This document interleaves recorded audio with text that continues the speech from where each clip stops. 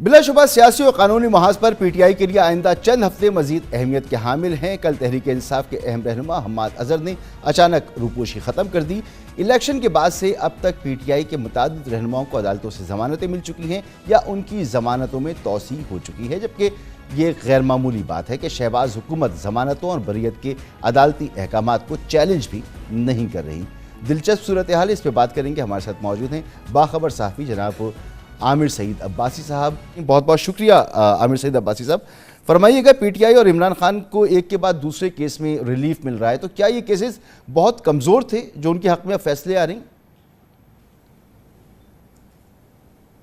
देखिए मसूद साहब, जो ये सियासी मुकदमात होते हैं और जिस रफ्तार से ये बनते हैं, हमने इससे पहले भी देखा कि जो भी सियासी मुकदमात इससे पहले भी बनते रहे और जब वो चलते हैं, जब वो अदालतों में आते हैं, जब उसमें एविडेंस आती है, जब उसको अदालतें खंगालती हैं प्रॉपरली और जब उनको खोलती हैं, तो पता चलता है कि ये इसमें बहुत से कानूनी नकाइस हैं, बहुत से इसमें अबहाम हैं, बहुत से उसमें डाउट्स हैं और हमेशा जो शकूक हैं उनका फ़ायदा मुल्ज़िमान को ही दिया जाता है। और अगर सियासी नौयत के ये मुकदमात हों तो उसमें जब अदालतें उसको जो प्रोसिक्यूट करती हैं या उसको उसके ऊपर इंसाफ के तराजू में उसको तोलती हैं, तो जब उसमें जो है वो शकूक आ जाएं या फिर उसमें सियासी रंग नज़र आ जाए तो फिर अदालतें उसको सस्टेन नहीं करती और फिर अदालतें उनमें रिलीफ देती हैं। सो हमने ये देखा कि ये मुकदमात बहुत तेज़ी से बनाए गए पीटीआई और उसकी जो क़यादत है उनके ख़िलाफ़। सो उसी रफ्तार से जब ये केसेस अदालतों में आए, फिर इनमें जो तमाम तर प्रोसीडिंग्स हैं, जब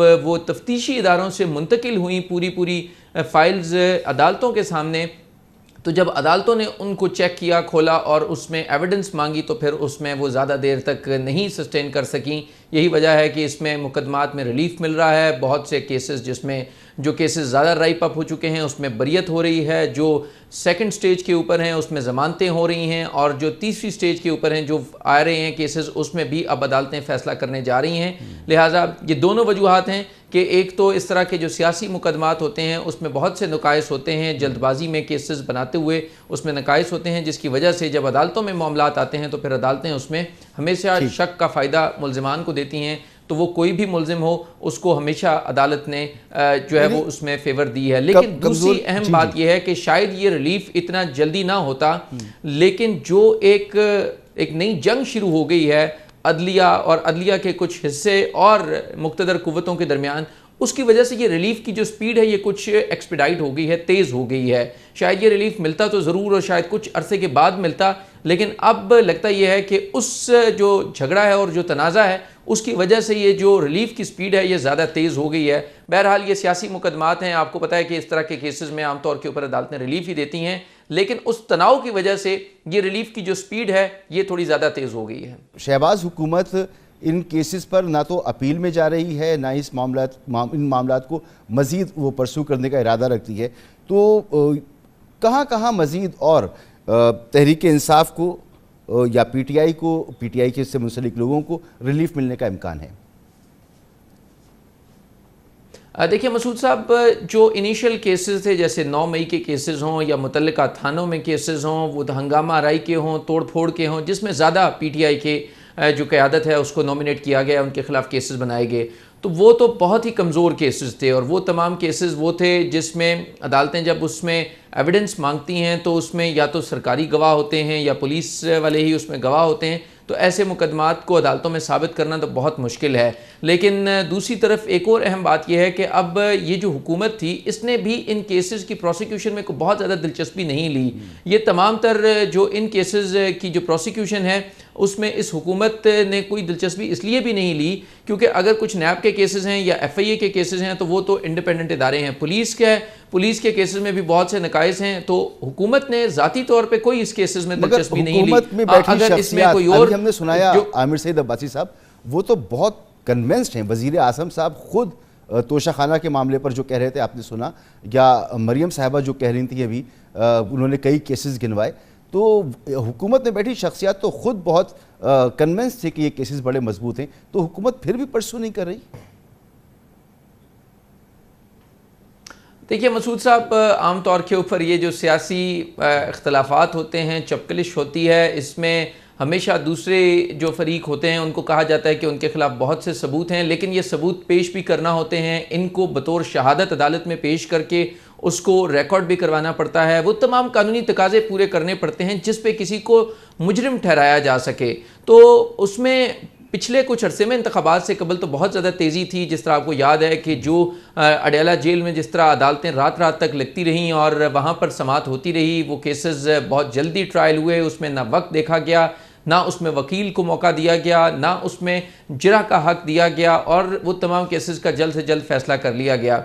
लेकिन अब जब वो मामलात अपीलेट फोरम पर आए या हाई कोर्ट्स में आए या फिर वो अपील में आए, तो जब वहाँ पर अब उन केसेस को चेक किया जा रहा है तो अदालतें भी सवाल कर रही हैं कि इन तमाम केसेस में बहुत से नकाइस हैं। और इसी तरह जो अगर शहबाज साहब या मरियम साहिबा जो कहती हैं कि बहुत से शवाहिद हैं, बड़ा बिल्कुल क्लियर केसेस हैं, तो ऐसा नहीं है। ये केसेस सियासी तौर के ऊपर तो ये कहना बड़ा आसान है, लेकिन इनको अदालतों में साबित करना बहुत मुश्किल है और इनको अदालतों में साबित करने के लिए शहादतें दरकार हैं, एविडेंस चाहिए, गवाहों पर जिरा होनी चाहिए।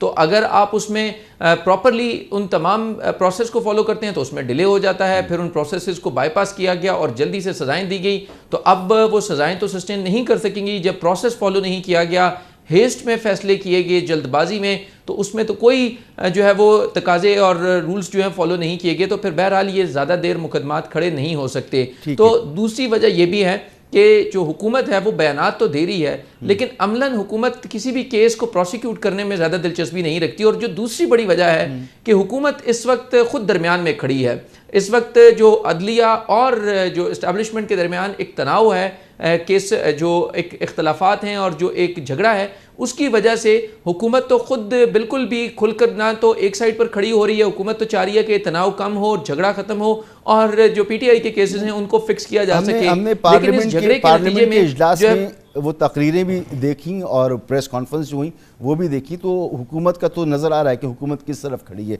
ये बताएं कि जिन केसेस में पीटीआई रहनुमाओं को बरीयत मिली है, क्या वो उनमें इस्तिगासा के खिलाफ कानूनी कार्रवाई का भी हक रखती है? देखें, पीटीआई तो बहरहाल हर मुल्जिम जब वो किसी केस में बरी हो जाए तो पहली कोशिश तो उसकी ये होती है कि जान छूटे और उसको इन मुकदमात से बचत हो जाए। तो इदारों के ख़िलाफ़ या वो जो कानूनी हक है इस्तिगासा के ख़िलाफ़ प्रोसीडिंग्स का, उसमें बहुत कम ऐसे लोग या इदारे होते हैं जो या मुल्ज़िमान होते हैं जो प्रोसिक्यूशन उनके ख़िलाफ़ केसेस प्रोसीड करना चाहते हैं।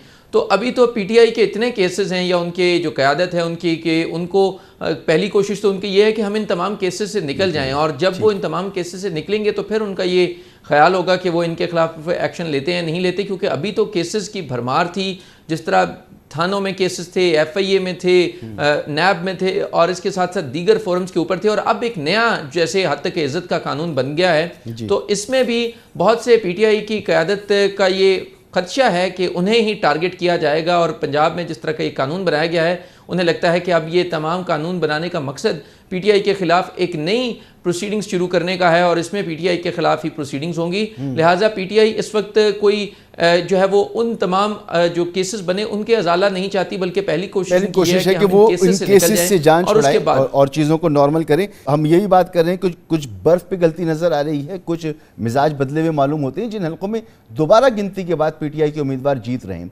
वहां इलेक्शन कमीशन किसी रद्द-ए-अमल का इजहार नहीं कर रहा, इसकी क्या वजह है?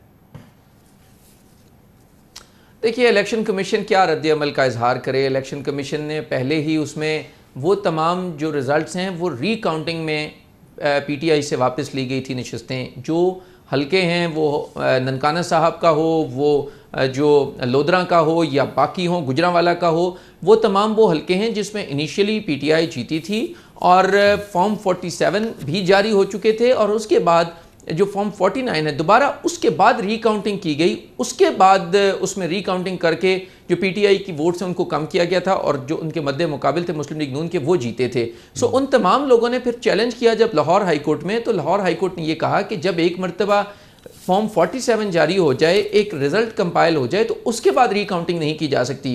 तो उसमें तो इलेक्शन कमीशन के उन ऑर्डर्स को ही लाहौर हाई कोर्ट ने यह कहा कि वो इलीगल ऑर्डर्स थे जो रिकाउंटिंग्स करवाई गई फॉर्म 47 के बाद। सो लिहाजा उसमें इलेक्शन कमीशन को पता था कि उन्होंने ये गलती की है। हाई कोर्ट ने उसकी बाकायदा तौर के ऊपर ऑर्डर्स भी पास कर दिए, एक सेट भी कर दिया कि फॉर्म 47 के बाद रिकाउंटिंग नहीं हो सकती। सो लिहाजा उसमें अब इलेक्शन कमीशन के पास यही इख्तियार है कि अब इलेक्शन कमीशन ट्रिब्यूनल्स में जाएगा। ट्रिब्यूनल्स में अब तमाम केसेस को जो साबित करना है वो भी उनके लिए एक बड़ा चैलेंज है। आप देखें पंजाब में ट्रिब्यूनल्स का पूरा मामला रुका हुआ है। इस्लामाबाद हाई कोर्ट में ट्रिब्यूनल ने आगाज़ कर दिया है, लेकिन जो रिकॉर्ड मांगा जा रहा है इलेक्शन कमीशन से, वो इलेक्शन कमीशन रिकॉर्ड नहीं दे रहा। उनसे जो बाकी तफसील मांगी जा रही है कि वो तमाम फॉर्म 45, 46, 47 का रिकॉर्ड दें, वो नहीं दिया जा रहा। सो इलेक्शन कमीशन के लिए तो अब नए चैलेंजेस हैं कि इलेक्शन कमीशन ने ट्रिब्यूनल्स में इन तमाम चीज़ों को साबित करना है जो 8 फरवरी के इलेक्शन के बाद उन्होंने रिजल्ट तैयार किए। लिहाजा अब वो वाला मामला तो पीछे रह गया। अब जो नई उनके लिए दर्द सर है, उन्हें उसका दिफा करना है कि वो कैसे साबित करेंगे कि बयान हल्फीज देने होंगे, उन्हें तमाम रिकॉर्ड देना होगा, और तमाम जो तमाम कैंडिडेट्स हैं वो रिजल्ट देंगे, तो क्या वो और इलेक्शन कमीशन का रिजल्ट मैच करेगा या नहीं करेगा। अब इलेक्शन कमिशन इस बात के ऊपर काम कर रहा है कि ट्रिब्यूनल्स में वो केसेस को कैसे साबित करेंगे। बहुत बहुत शुक्रिया आपका आमिर सईद अब्बासी साहब, सीनियर कोर्ट रिपोर्टर हमारे साथ मौजूद थे। और यहाँ पर लेंगे एक ब्रेक, और ब्रेक के बाद बात करेंगे पैमरा का अदालती रिपोर्टिंग पर पाबंदी का नोटिफिकेशन सहाफ़ती तंजीमों ने मुस्तरद कर दिया है। 3 हाई कोर्ट्स में इस नोटिफिकेशन को चैलेंज भी कर दिया गया है। इस पर बात करते हैं ब्रेक के बाद।